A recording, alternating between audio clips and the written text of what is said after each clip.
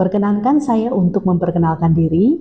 Nama saya Saina Ponto, SPSI, MPSI, dosen tetap Yayasan Pendidikan Karisma, Program Studi Sistem Informasi pada Sekolah Tinggi Manajemen Informatika dan Komputer Karisma Makassar.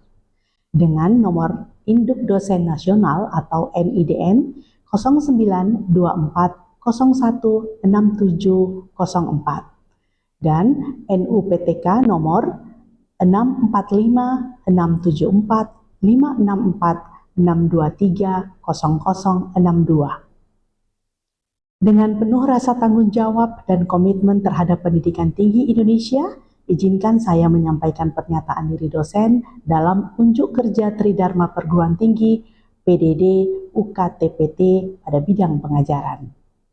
Video ini dibuat dalam rangka proses sertifikasi dosen gelombang 1 yang diselenggarakan oleh Kementerian Pendidikan Tinggi, Sains dan Teknologi atau Kemendikti-Saintex 2025. Pada kesempatan ini, saya akan memaparkan mata kuliah yang saya ampu, yaitu Interpersonal Skill atau kecakapan antar pribadi pada program studi Sistem Informasi semester genap tahun akademik 2024-2025 dengan beban studi 2 SKS. Kecakapan antar pribadi atau interpersonal skill merupakan mata kuliah yang diselenggarakan agar mahasiswa memiliki kemampuan dalam meningkatkan performance diri dan bersosialisasi dengan lingkungannya.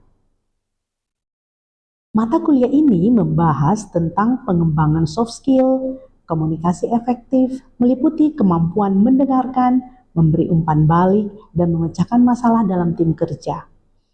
Negosiasi, tipe-tipe kepribadian, berbicara di depan publik, dan manajemen diri. Proses pembelajaran pada mata kuliah ini dilaksanakan secara tatap muka langsung maupun secara daring atau hybrid. Dengan mengedepankan prinsip student center dan keterlibatan aktif mahasiswa dalam membangun pemahaman. Pembelajaran berlangsung selama 16 minggu sebagaimana kalender akademik yang dirancang untuk mendukung capaian pembelajaran.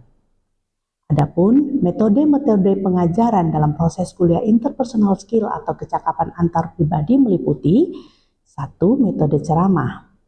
Metode ceramah di mana penyampaian materi perkuliahan dengan mengutamakan interaksi antar dosen dan mahasiswa. Pemaparan materi perkuliahan dibantu atau dilengkapi dengan menggunakan alat bantu seperti gambar, video, dan lainnya. Penggunaan alat bantu saat menerangkan materi perkuliahan tidak hanya berfungsi menarik minat mahasiswa, melainkan juga meningkatkan fokus dan konsentrasi sehingga mahasiswa lebih paham tentang materi perkuliahan yang disampaikan. Yang kedua, metode diskusi. Metode diskusi merupakan metode pengajaran yang erat hubungannya dengan belajar memecahkan masalah. Metode ini juga biasa dilakukan secara berkelompok atau diskusi kelompok. Manfaat penerapan metode diskusi antara lain memberikan pemahaman pada mahasiswa bahwa setiap permasalahan pasti ada penyelesaiannya. Mahasiswa mampu berpikir kritis, mendorong mahasiswa untuk dapat menyampaikan pendapatnya, mengambil satu atau lebih alternatif pemecahan masalah, mendorong mahasiswa memberikan masukan untuk pemecahan masalah. Dan mahasiswa menjadi paham tentang toleransi pendapat dan juga mendengarkan orang lain. Metode ketiga, metode resitasi. Metode resitasi merupakan metode mengajar dengan mahasiswa diharuskan membuat tugas atau resume tentang materi yang sudah disampaikan dosen. Dengan menuliskannya pada kertas dan menggunakan bahasa sendiri, kemudian dikirimkan ke email dosen sebagaimana kesepakatan pada awal perkuliahan. Manfaat metode resitasi ini antara lain, mahasiswa menjadi lebih ingat dengan materi perkuliahan karena telah menuliskannya dengan resume. Mahasiswa menjadi lebih berani dalam mengambil inisiatif dan mampu mempertanggungjawabkannya. Metode keempat yaitu metode discovery. Metode discovery merupakan metode pengajaran yang dilakukan dengan cara mengembangkan cara belajar mahasiswa menjadi lebih aktif, mandiri, dan pemahaman yang lebih baik. Mahasiswa mencari jawaban atas pertanyaan sendiri sehingga dapat diingat lebih baik. Strategi ini dinamakan strategi penemuan. Mahasiswa menjadi lebih aktif mencari, memahami, dan menemukan jawaban atas materi terkait. Mahasiswa juga mampu menganalisa pengetahuan yang diperolehnya agar mudah diaplikasikan kepada lingkungan sosialnya. Manfaat metode discovery yaitu mengembangkan kognitif mahasiswa dan memperbanyak penguasaan keterampilan. Pengetahuan diperoleh dengan cara sendiri sehingga menjadi lebih mandiri dan berpikir lebih luas. Dapat menyesuaikan kemampuan mahasiswa itu sendiri, mengarahkan mahasiswa untuk dapat bergerak maju dan meningkatkan motivasi diri dalam belajar, meningkatkan rasa percaya diri melalui penemuan-penemuannya, dan meningkatkan interaksi antar mahasiswa dengan dosen. Keseluruhan metode yang digunakan dirancang untuk mendukung capaian pembelajaran lulusan atau CPL dan capaian pembelajaran mata kuliah atau CPMK. Seluruh materi pembelajaran dapat diakses mahasiswa melalui portal pembelajaran yang kami sebut dengan classroom.karisma.ac.id. Mahasiswa dapat mengunduh rencana pembelajaran semester atau RPS, rencana tugas mahasiswa atau RTM, mengunggah tugas-tugas yang diberikan dosen secara terintegrasi melalui sistem ini. Adapun capaian pembelajaran lulusan yang relevan dan diintegrasikan dalam CPL 1, menguasai konsep teoritis yang mengkaji, menerapkan, dan mengembangkan, serta mampu memformulasikan dan mampu mengambil keputusan yang tepat dalam penyelesaian masalah. CPL 2, berkomunikasi secara efektif pada berbagai kalangan. CPL 3, bekerja sama secara efektif baik sebagai anggota maupun pemimpin tim kerja. Setelah menyelesaikan mata kuliah ini, mahasiswa diharapkan mampu menunjukkan kemampuan penguasaan pengetahuan, keterampilan, dan sikap yang tercermin dalam capaian pembelajaran sebagai berikut. CPMK 1 memiliki keterampilan berkomunikasi dan membina hubungan dengan orang lain. CPMK 2 mampu mengkombinasikan cara membina hubungan antar personal yang dapat meningkatkan kinerja dan memudahkan pemecahan masalah dalam sebuah tim kerja. CPMK 3 memiliki keterampilan mengenali dan merespon secara layak perasaan, sikap, motivasi, serta keinginan orang lain. Materi pembelajaran pada mata kuliah ini disusun secara sistematis dan terurai dalam sub-sub CPMK untuk mendukung capaian pembelajaran yang mencakup pemahaman konseptual hingga keterampilan teknis dalam berkomunikasi, membina hubungan dengan orang lain, hingga merespon perasaan, sikap, motivasi, dan keinginan orang lain. Adapun ruang lingkup materi perkuliahan meliputi 1. Hearing and listening, 2. Personality, 3. Confidence, 4. Communication, 5. Problem solving, 6. Leadership and teamwork. Untuk penilaian hasil belajar mahasiswa dilakukan secara komprehensif berdasarkan ragam atau kombinasi berbagai aspek pembelajaran. Adapun nilai akhir didapatkan dari tugas individu dan atau kelompok 20%, ujian mid semester 20%, kuis 10%, final test 30%, partisipasi dalam diskusi 20%. Rubrik penilaian adalah sebagai berikut. 80-100, A. Sangat baik. 65-79, B. Baik. 55-64, C. Cukup. 45-54, D. Kurang. 0-44, E. Sangat kurang atau gagal. Pada tahap selanjutnya, saya persilahkan untuk menyimak video pembelajaran mata kuliah kecakapan antar pribadi sebagai bagian dari proses sertifikasi ini. Baik, Assalamualaikum warahmatullahi wabarakatuh. Selamat pagi, salam sejahtera untuk kita semua. Kita bertemu lagi pada perkuliahan yang saya ampu. Namun sebelumnya, sebagai umat yang beragama, mari kita berdoa sebelum memulai aktivitas perkuliahan kita pada pagi hari ini. Berdoa menurut keyakinan dan kepercayaan masing-masing dimulai.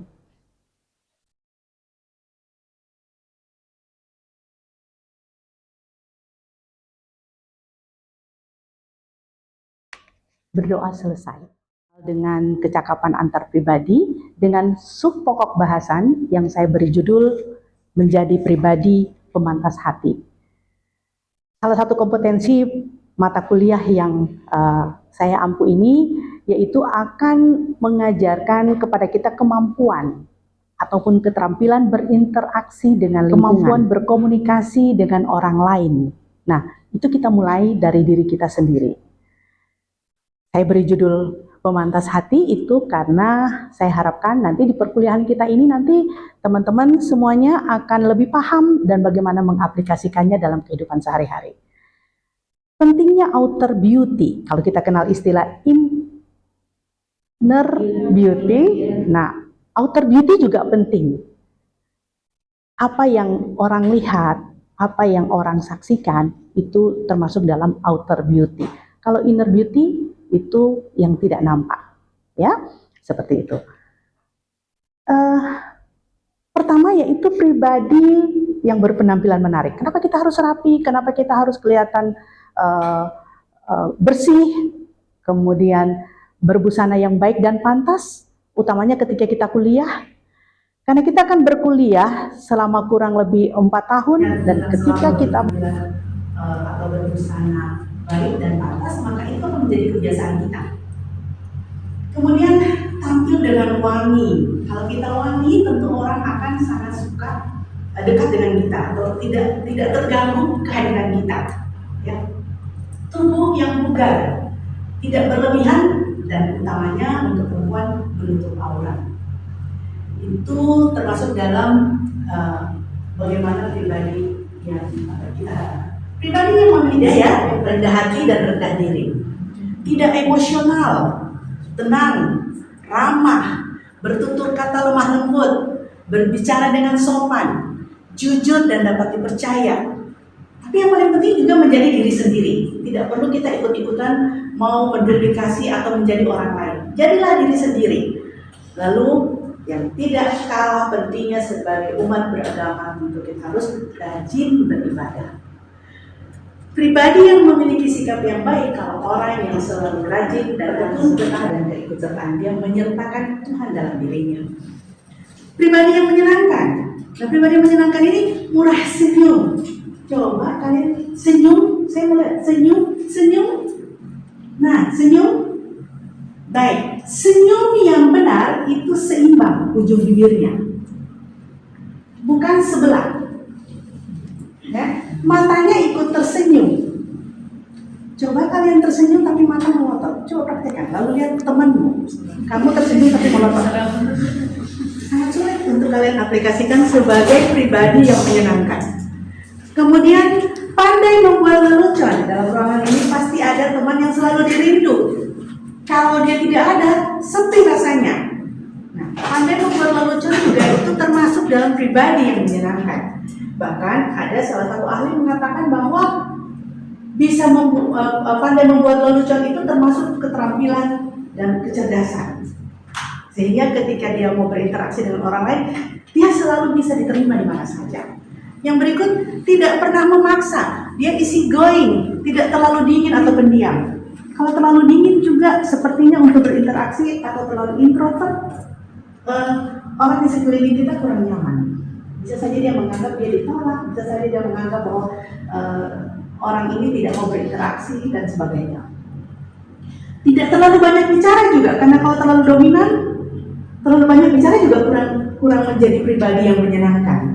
Ya, tetap namanya komunikasi itu ada interaksi dua arah, bukan hanya satu arah, saling berkomunikasi. Ya, menjadi pendengar yang baik, kemudian enak diajak ngobrol.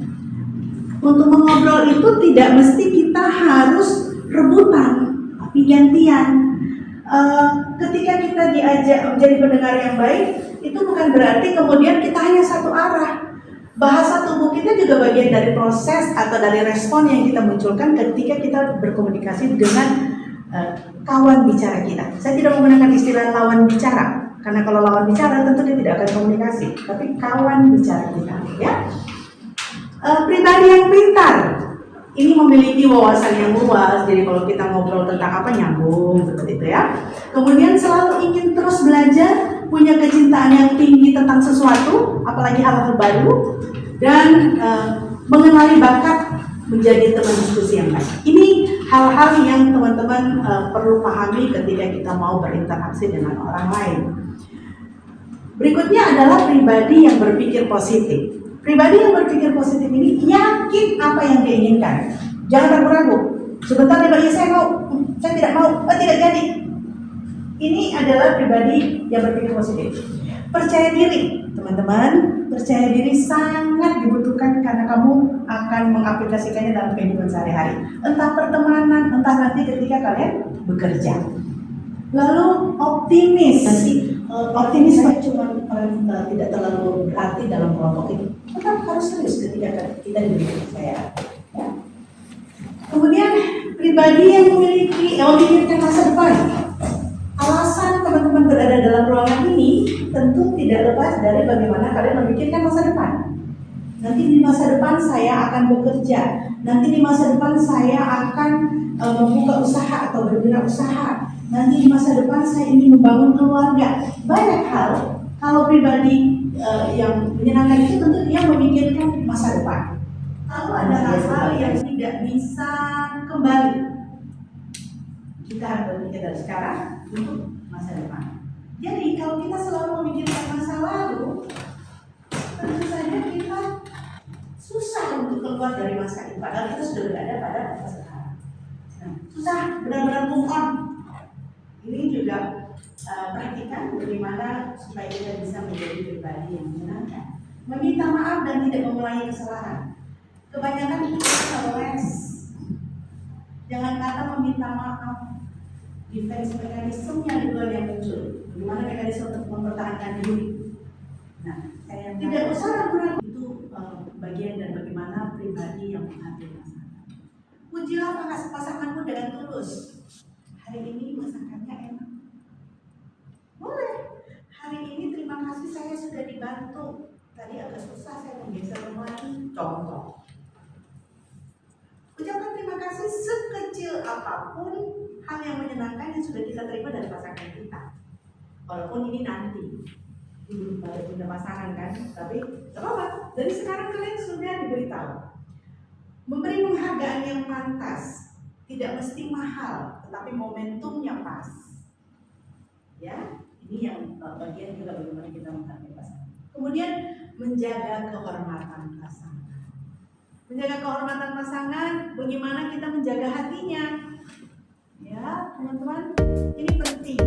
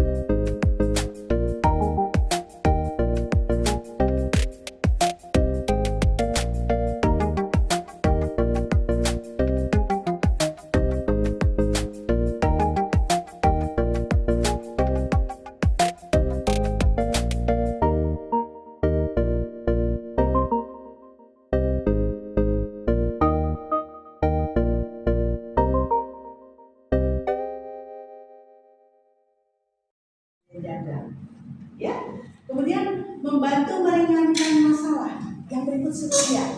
Ini paling banyak ini. Ini yang paling banyak dan sering heboh di media sosial ya, karena tidak setia. Kemudian menerima apa adanya. Tidak ada satupun manusia di bumi ini yang sempurna. Allah pertemukan kita dengan pasangan kita untuk saling melengkapi dari sifat yang ingin saya katakan sini, yaitu sifat sombong yang tidak boleh kalian lihat. Ya, jangan sombong. Kita sambil dalam itu. Ya, ini contoh untuk perilaku yang tidak terpuji. Dari gambar ini bukannya dia menegur, tetapi dia malah main fisik langsung, apalagi pada orang itu. Dia merasa dengan cara ini dia sudah benar menjalankan tugasnya sebagai seorang pengamat, ada pengamat di lingkungan sekitar. Ini bukan hal yang baik untuk kalian tiru ya. Sifat sombong itu justru harus kalian hilangkan, tetapi memperbanyak rasa bersyukur. Saya minta teman-teman untuk menuliskan rasa syukur yang ada di dalam diri kalian sambil menulis di pinggir jalan. Kita bersyukur ketika nanti kalau kita berilmu, punya skill, punya pengetahuan, kita tidak akan mengalami masa tua yang sangat menyulitkan. Kita tidur dan tinggal di rumah yang layak. Kita bersyukur ketika kita mau bermain pun, mau hang out dengan teman, kita tidak berada pada kondisi yang seperti sini, yang kumuh ya, dan tidak sehat dari sisi sanitasi maupun lingkungannya. Nah, ini yang saya katakan teman-teman perlu untuk mengungkapkan rasa syukurnya. Baik, dari pertemuan pertama tadi sampai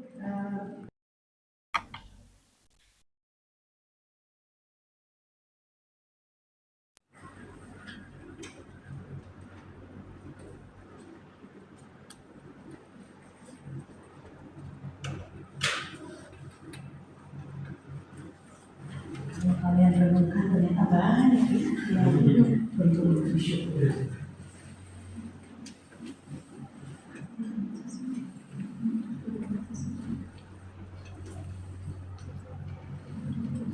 Pada saat tek nanti hanya tertentu, tapi nanti sesudah itu semuanya menunjukkan, ya, hanya berkesempatan.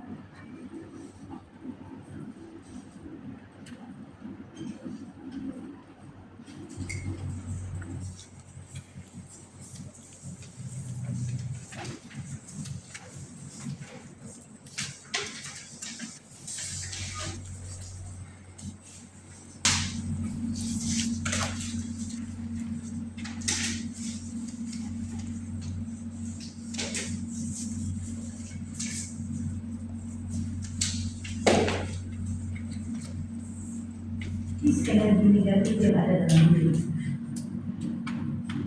merasa sering merasa seperti gelisah, resah, takut, itu hilang karena kita sering berkomunikasi dengan pencipta. Baik, adakah yang ingin mengungkapkan rasa syukur yang sudah dituliskan? Saya Bu. Oke. Terima kasih atas kesempatannya. Saya Aziza. Saya akan membacakan hal-hal yang saya syukuri. Yang pertama pastinya saya bersyukur karena bisa bangun di pagi hari. Terus saya bisa sehat dan bugar dalam menjalankan aktivitas. Saya bisa melihat orang tua saya masih sehat. Saya bisa tinggal di rumah yang layak, bisa makan 3 kali sehari. Saya juga bersyukur bisa berpakaian dengan layak. Saya bersyukur bisa punya kendaraan. Terus saya juga bisa beli jajanan. Saya bersyukur bisa berkumpul dengan keluarga saya, dan yang paling saya syukur itu saya bisa kuliah di kampus Karisma ini. Ya, baik. Terima kasih ya. Oke, baik, silakan. Terima kasih atas kesempatan yang diberikan. Saya akan memaparkan hal-hal yang membuat saya bersyukur sampai saat ini. Yang pertama itu kehidupan. Dengan adanya kehidupan ini, saya dapat melakukan berbagai macam kegiatan yang dimana kehidupan ini diberikan tentu saja oleh pencipta kita, yaitu Allah Subhanahu wa Ta'ala. Yang kedua adalah orang tua. Dengan kehadiran orang tua merupakan hal yang sangat saya syukuri dalam kehidupan ini. Orang tualah yang membuat diri saya sampai saat ini bisa melanjutkan kehidupan seperti pada saat ini, yaitu kuliah di STIM Karisma. Lalu yang ketiga, teman-teman atau sahabat. Dengan adanya teman-teman dan sahabat ini, saya dapat bercerita, bertukar pikiran, menyampaikan keluh kesah, dan juga mungkin bisa diajak hangout jalan-jalan. Untuk kalau misalnya kita lagi kuliah lagi serius-serius banget kuliah, tiba-tiba diajak teman jalan-jalan tuh langsung fresh kembali untuk melanjutkan kuliah. Lalu tentu saja karena yang keempat, yaitu saya bersyukur bisa memiliki dosen yang ada tentu saja di kampus ini, karena dengan ada dosen ini dapat memberikan saya ilmu, pengetahuan, dan juga adab-adab yang sebentar Ibu berikan. Contohnya itu dengan adanya itu saya menjadi bisa mendapat pengetahuan dalam kehidupan ini.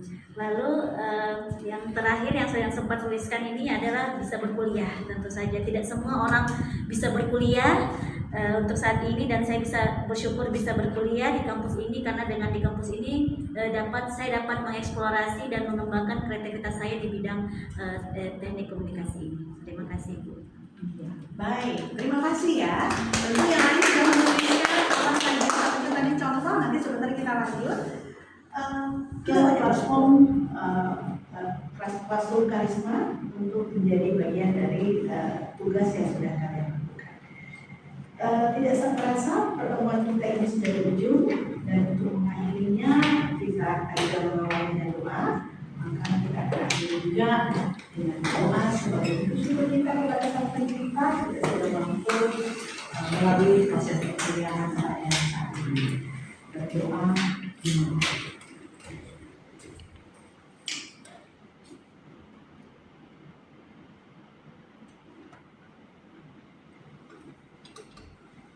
Berdoa selesai. Terima kasih teman-teman semuanya untuk partisipasinya ya.